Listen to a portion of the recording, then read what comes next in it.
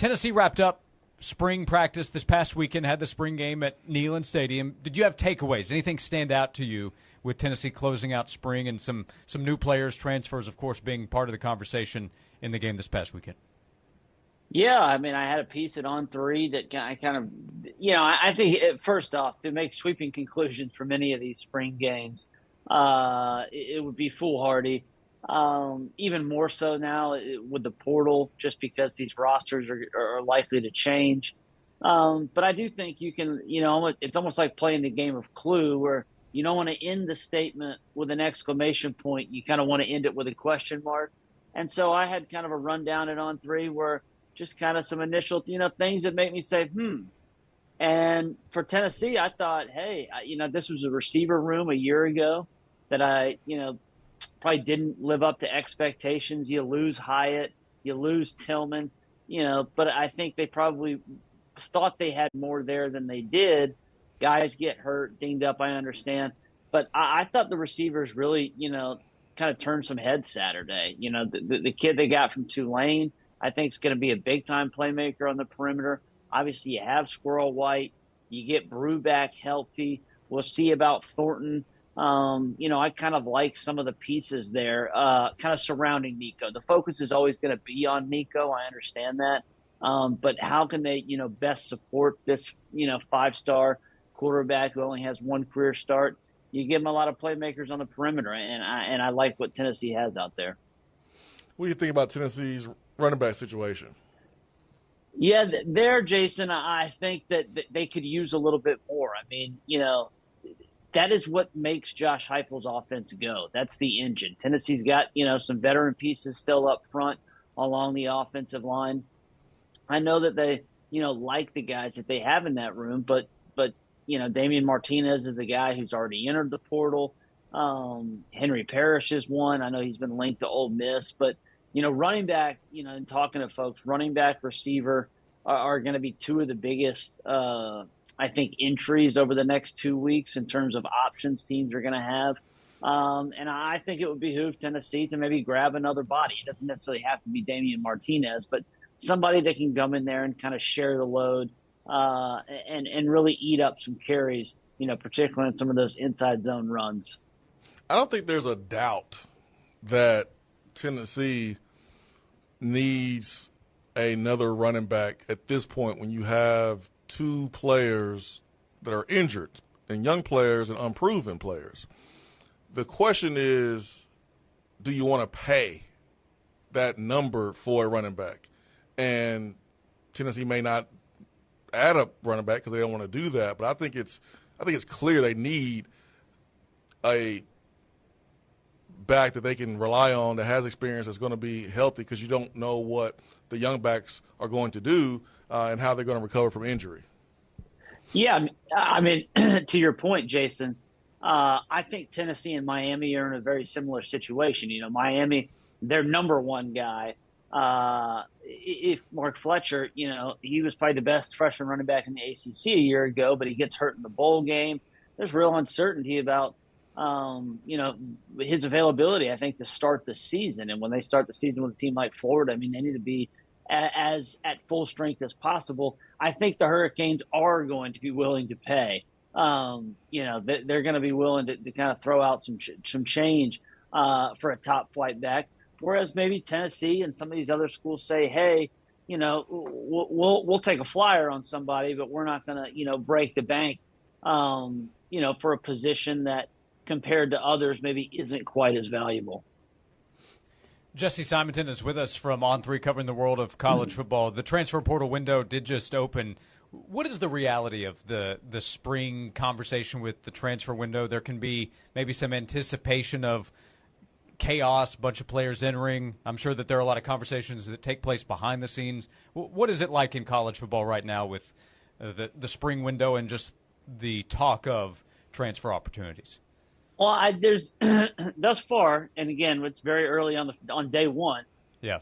But thus far, I do think that the idea that it was a doomsday scenario, or that this was going to be, an earthquake of movement, we haven't seen that yet. And so I think there's been far more kind of fodder and behind-the-scenes rumors about guys who may or may not jump into the portal. But it's early. I think the one thing that's probably suppressing, because right now, guys, I mean, the players have as much power as they've ever had in this sport. The fact that you have, we're seeing guys who transferred in December and are now re-entering the portal again, whether that's renegotiating, re-leveraging, want a fresh start, didn't like where the situation was at spring practice. I do think some of the talent has at least been suppressed a little bit because of this SEC rule where the SEC, you can't transfer within the conference. And so where the majority of the best players are, they're either in the Big Ten or in the SEC right now. Well, if I'm at Tennessee and I'd like to go to South Carolina, or maybe I'm at, Kentucky and I want to come play for Tennessee, I can't do that. And so that I think is maybe limiting some of the options. Case in point, the best teams right now, Georgia, Texas, Oregon, Alabama, several of these teams, LSU, several of these teams all need defensive tackles. But where do the best defensive tackles come from? They all come from the SEC. So if you can't get, if you're not going to be able to get them there, where are they going to go? I don't think that, I'm not sure a Big Ten school other than a couple are going to actually pony up, for those types of players. And so there's not going to be the movement at those positions, and there's some scarcity there. So it is an interesting dichotomy right now, as there's this anticipation that we're going to have a whirlwind of movement. Maybe it's going to come, but maybe because of some of the parameters around where we are with this spring portal, it's not going to happen as dizzying as maybe some anticipated. With Coach Calipari leaving Kentucky, how do you see Kentucky's NIL with football being affected? Better, worse, the same? It's a football school now, right? Mark Stoops won. I mean, who would have won that bet that he would have not only outlasted John Calipari, but frankly, kind of won a little war there. I mean, I would, Jason. I think if we're being honest, it's got to be the basketball school. It still is going to take precedent. But Kentucky's been willing to pay. I mean, they're paying Mark Stoops, almost $9 million a year to coach. So, or $8 million. So they clearly are much more invested as a football institution than they ever have been historically. Jesse Simonton on 3. This is a middle of April question, so I'm sure it's fluid between now and the start of the football season. But coming out of spring, where would you rank or place Tennessee among the SEC teams that'll battle this season? Where would you kind of place the Vols right now, projecting toward the 24 season? Yeah, that's a good question, Josh. I would say, in terms of, instead of like a specific number, I would say I probably have them in that tier 3. And so if I'm breaking it down, I would have Georgia and Texas probably in tier 1, Alabama, Ole Miss in tier 2, and Tennessee, Missouri. I might put Missouri actually in tier 2 as well. Maybe Tennessee, LSU, Texas A&M kind of in that same tier together. That's where I would have. I think they're a solid top 25 team. I think if some things go right, I really like what they have on the defensive line. Probably a little bit thin at linebacker. Some real questions, I think, in the secondary, even though they kind of reloaded there. If Banks' unit can continue to improve and you get out of Nico what you think you can, this is a team that I think can win 10 games and compete for a college football playoff spot. Is Missouri, is it tier 2 because of the team, because of the schedule combo? What would you say there? Absolutely. Absolutely, it's a combo. I mean, this is probably the best.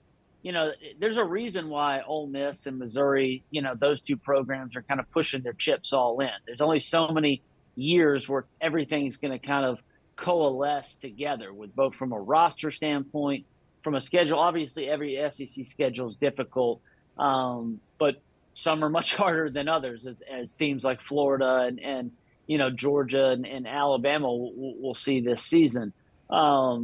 I think Missouri, that it's set up for them to they should be a college football playoff contender. Not necessarily saying they're going to make it, but with what they have returning, they should be a college football playoff contender. Same for Ole Miss. By the way, you mentioned Florida. That schedule, I don't know how anybody would succeed with that. What's the story there in Gainesville? Where are things for Billy Napier, the Gators? DJ Lagway, I know, is creating excitement. So what's the story at Florida? Yeah, I mean, I think it's really TBD. I actually thought that their spring game, the rewatch on that, it was Lagway. I think they had the irony with Florida, Josh, is that they probably actually have the most important position down just fine. I think Graham Mertz is pretty good. He actually was better than I think people even thought last season, especially if you look at his stats. I mean, solid touchdown interception ratio, average I think over 8 or 9 yards per attempt, 73% completion. The Lagway, I mean, he's going to play this fall. There's no way they're going to keep him off the field. I don't think he's going to start because Mertz is solid. But he's going to, you're going to see him, probably play every couple series because he's too good to keep off the field. The question is, what else is around these guys? I really like Eugene Wilson at receiver. They need another big body out there. They've been a mess defensively the last 2 seasons. I think, the hope for Gator fans, frankly, is if they can find their way to a bowl game, which is wild to say for a team that has multiple national championships, in the last 20 years. But if they can find their way to a bowl game, Napier comes back, and then you ride with Lagway in 25, that's probably their best bet. But damn, this is a gauntlet. I mean, I don't know if I've ever seen a schedule like this. I mean, you're talking, especially even if you just look at it 1 through 12, it's insane. But then when you break it down, like when they're playing these games, it's even that much more difficult. I mean, they're in slate where it's basically like Georgia, Texas A&M, Ole Miss, Florida State, something like that. It maybe not in that exact order, but it's something like those 4 teams to end the season is just nuts. They play Miami to open the year.